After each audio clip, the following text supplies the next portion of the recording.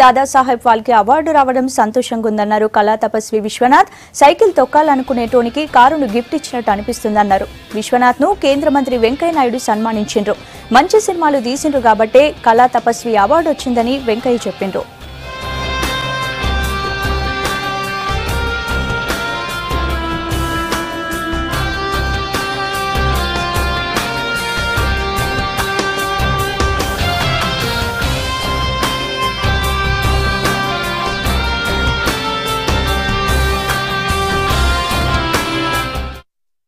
ఆయన సినిమాల్లో మనం చూస్తే మిగతా వాళ్ళ సినిమాలు లాగా పెద్ద పెద్ద ఫైటింగ్లు, లేకపోతే హింస, లేకపోతే జుగుప్స, అశ్లీలత ఇవేమీ లేవు.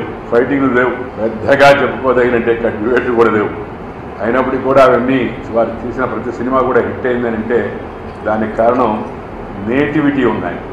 అసలు మన సంస్కృతికి దర్పణం పట్టేట్టుగా, భారతీయ జనజీవనానికి దర్పణం పట్టేట్టుగా వాస్తవ పరిస్థితిని ఆయన చూపించారు. కానీ మన దేశంలో ట్రెండ్ ఏంటంటే కొన్ని పత్రికల్లో కొన్ని సినిమాలు అంతా నెగిటివిటీని ఎక్కువ చూపిస్తుంటాం, పాజిటివిటీని తక్కువగా చూపిస్తుంటాం. దీన్ని వారు పెట్టిన ఆదర్శం, వారు చూపించిన మార్గం ఏదైతుందో దాని మిగతా నిర్మాతలు, దర్శకులు, రచయితలు ఇవన్నీ కూడా వారు చూసిన సినిమా ఏ సినిమా చూసిన దాంట్లో ఎక్కడ ద్వంద్వార్థాల మాటలు లేవు, అలాంటి డబుల్ మీనింగ్ డైలాగ్స్ లేవు. అయినా సినిమా హిట్ అయిపోయింది. వేసిన పాత్రలో ఆయన నటించిన నటుడుగా కూడా చూస్తుంటే రామచంద్రయ్య అని చెప్పని వారు మన తెలుగు సాంప్రదాయం దుస్తులు ధరించి ఆ పాత్ర నిర్వర్తిస్తే రామచంద్రయ్య పాత్ర చూస్తే మా తాత గుర్తొచ్చింది. ఒక మామూలు ఒక సైకిల్ తొక్కుతున్న వాడికి ఒక రోల్స్ రాయిస్ కార్ ప్రజెంట్ చేసినంత ఆనందంగా ఉంది.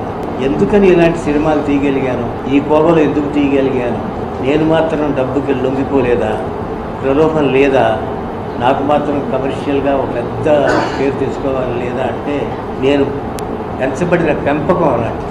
కాబట్టి నేను అందరితో అంటూ ఉంటాను, ఏదో మీరు చాలా ఇచ్చేశారు, కళకి ఇవి చేశారు, ఇది చేశారంటారు. నేనేం చేయలేదండి. మనకి సాధారణ సామెత ఒకటి ఉంది, ఆలికి అన్నం పెట్టడం ఊరికి ఉపకారం కాదని. యాక్చువల్గా ఇట్స్ మ్యాండేటరీ. దర్శకుడుగా నా చేతిలో భగవంతుడు నీకు ఇది పెట్టి నీకు మెగాఫోనో ఏదో అన్నట్టు ఏదన్నా ఇచ్చిన తర్వాత కొన్ని బాధ్యతలు ఆటోమేటిక్గా ఉన్నాయి దానికి. మనకి దాంట్లో బాండ్స్లో వాటిలో రిస్క్ ఫ్యాక్టర్స్ అని రాసినట్టుగా.